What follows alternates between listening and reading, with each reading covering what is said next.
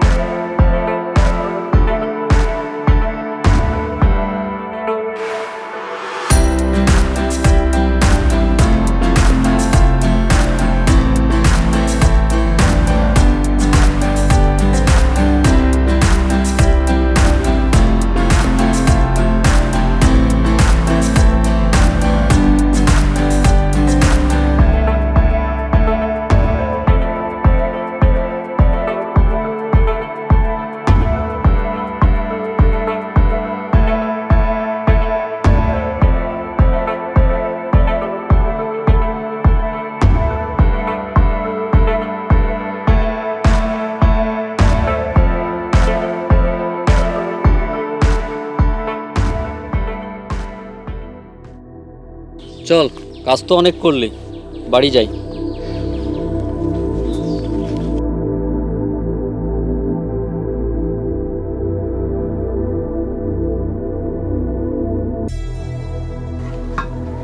আদাব সাহেব।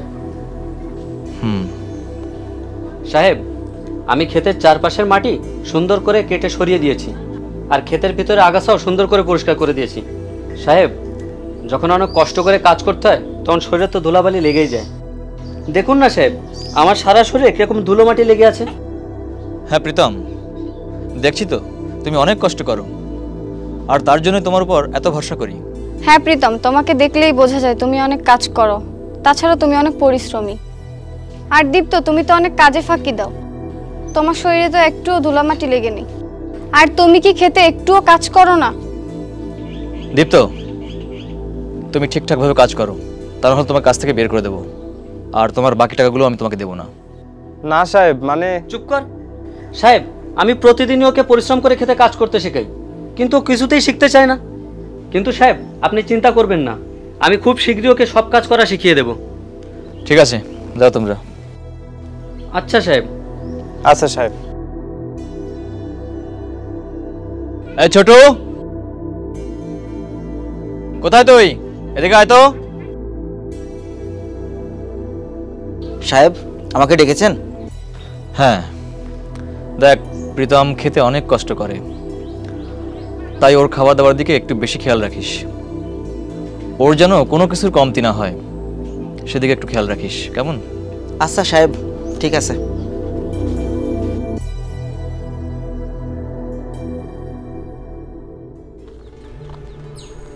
প্রীতম,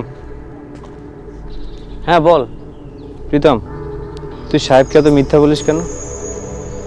তুই কি কখনো ভেবে দেখেছিস সাহেব যদি একবার সত্যিটা জানতে পারে তাহলে কি হবে?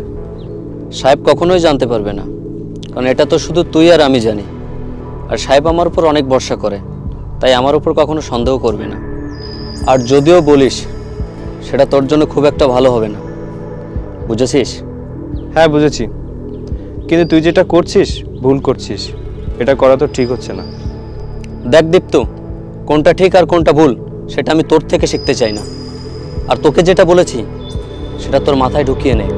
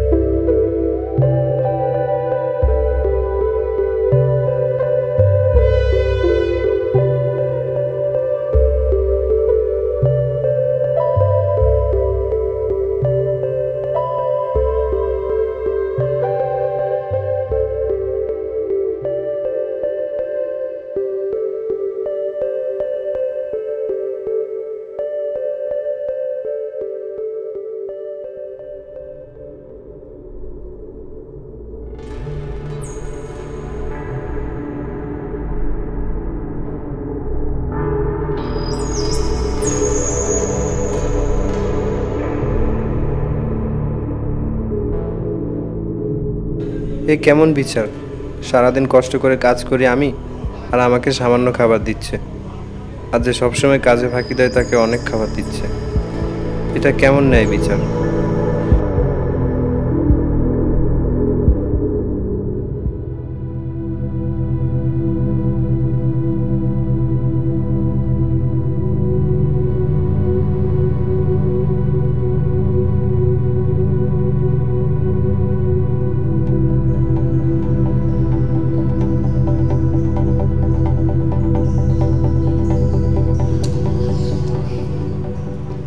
সারাদিন আরাম করে আর ঘুম আসছে না। আর এটাকে দেখো কেমন পড়ে পড়ে ঘুমাচ্ছে।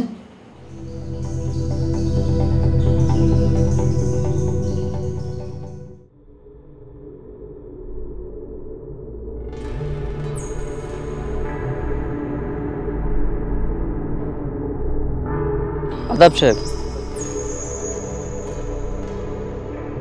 প্রীতম, তোমার চোখ এত লাল কেন? রাতে ঘুমাওনি?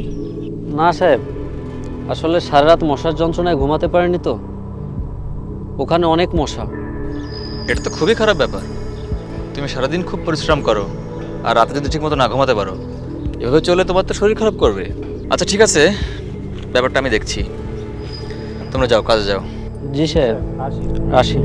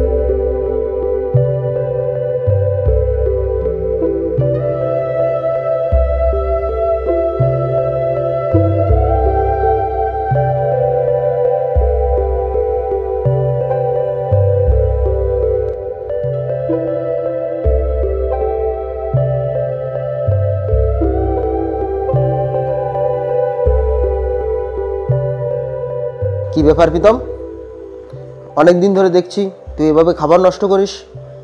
তুই যতটুকু খেতে পারবি ততটুকুই নিস, এভাবে খাবার নষ্ট করিস না।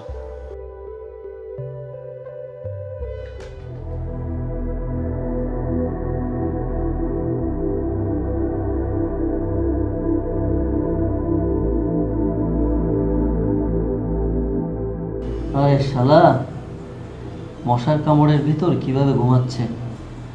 আমি এখন আরামে ঘুমাবো মশারির ভিতর, তুই ঘুমা একা একা বাইরে, মশার কামড় খা।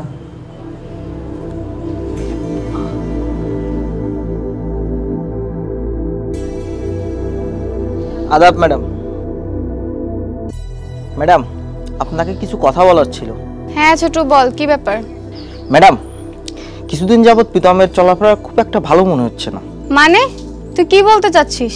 ম্যাডাম, কিছুদিন যাবৎ প্রীতম অনেক খাবার নষ্ট করছে, যার জন্য দীপ্তর ভরপেট খাবার জুটছে না। কিছু তো একটা ঝামেলা আছে। তুমি পাগল হয়ে গেছো? তুমি জানো তুমি কি বলছো? আমরা প্রীতমকে অনেক বিশ্বাস করি এবং ভরসা করি। তাছাড়া তোমার নিজেরও জানা আছে প্রীতম কতটুকু পরিশ্রমী।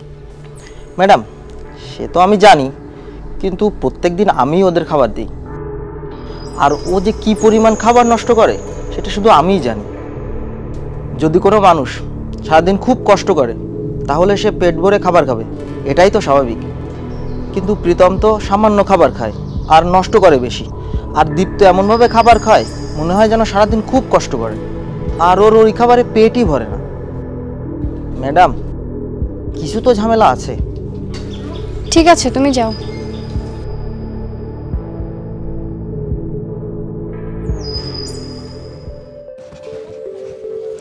ও তুমি এসছো, তোমার সাথে একটু কথা আছে।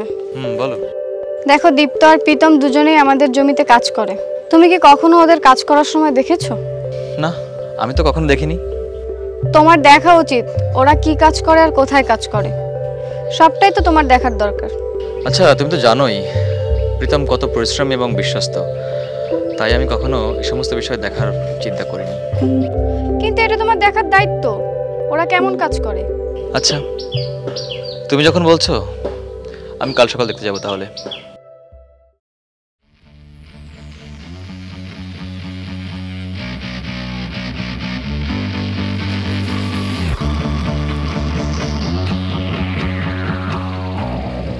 দীপ্তকে তো এখানে দেখলাম, সে প্রীতমটা কোথায়?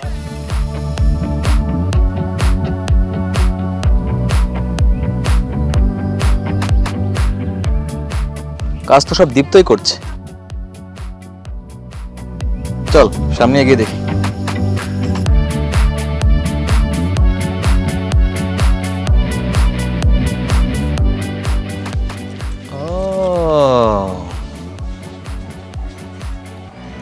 দেখ,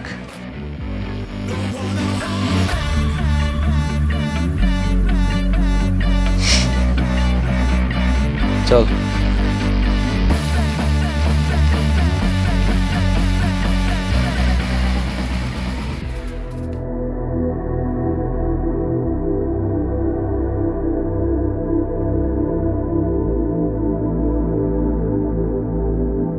শোনো, দীপ্ত সবকিছু সহ্য করে অনেক পরিশ্রম করছে, আর প্রীতম আর কোনো কষ্ট না করে বসে বসে সুখ ভোগ করছে। এটা আর হবে না। এবার দেখো আমি প্রীতমের সঙ্গে কি ব্যবহার করি, ওকে উচিত শিক্ষা দেব। আমরা প্রীতমের উপর অনেক ভরসা করেছিলাম, আর ও সেই ভরসার কোনো মূল্যই দিল না। দীপ্তকে চিন্তা আমাদের অনেক বড় ভুল হয়ে গেছে।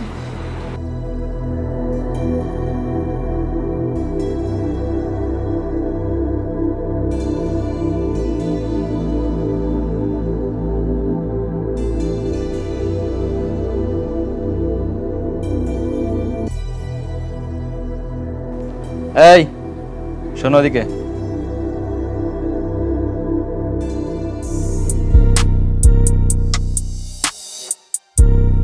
প্রীতম, তুমিও এসো। সাহেব, আমার সারা গায়ে কাদা লেগে আছে, তো আমি একটু ধুয়ে আসি। তোমাকে বললাম না, এদিকে এসো।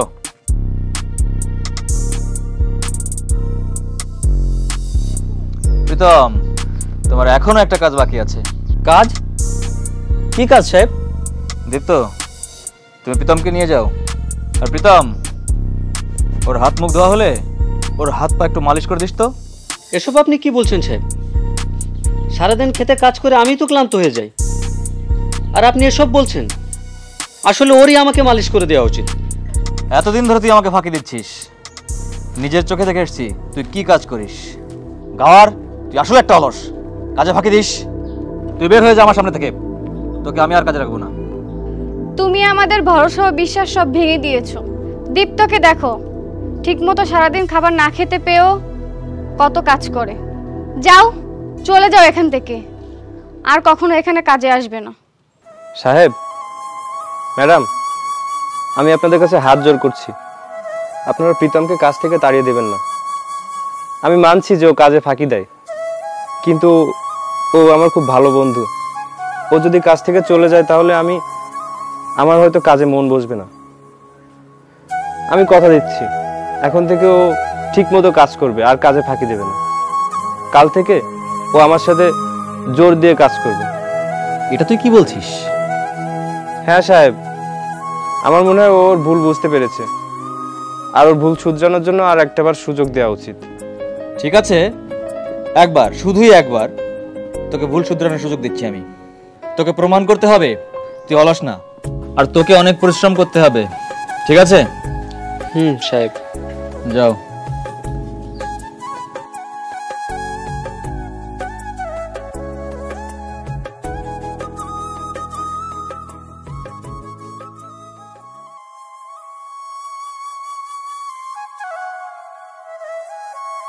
দীপ্ত, আমি তোর সাথে অনেক খারাপ ব্যবহার করেছি, কিন্তু তুই যে উপকার করলি তা আমি কখনোই ভুলবো না। দেখ ভাই, আমি জানি তুই আমাকে বন্ধু হিসেবে মানিস না, কিন্তু আমি আজও তোকে ভালো বন্ধু হিসেবেই মানি। আমি যা করেছি তা আমাদের বন্ধুত্বের জন্য করেছি। আমি তোকে আগে থেকেই সাবধান করেছিলাম যে সাহেব যদি জানতে পারে তাহলে ব্যাপারটা অনেক খারাপ হয়ে যাবে। আজ দেখলি তো কি হলো। আর একটা কথা সবসময় মনে রাখবি, যখন কেউ তোকে চোখ বন্ধ করে বিশ্বাস এবং ভরসা করে, সেই বিশ্বাস আর ভরসা কখনোই ভাঙবি না। আর বিশ্বাস এমন একটা জিনিস যেটা একবার ভেঙে গেলে তার ফেরত আসে না। হ্যাঁ ভাই, আজ থেকে আমি অনেক পরিশ্রম করব, আর এমন কোনো কাজ করব না যাতে সাহেবের আমার উপর থেকে ভরসাই শেষ হয়ে যায়। আচ্ছা ঠিক আছে ভাই, এখন তো চল।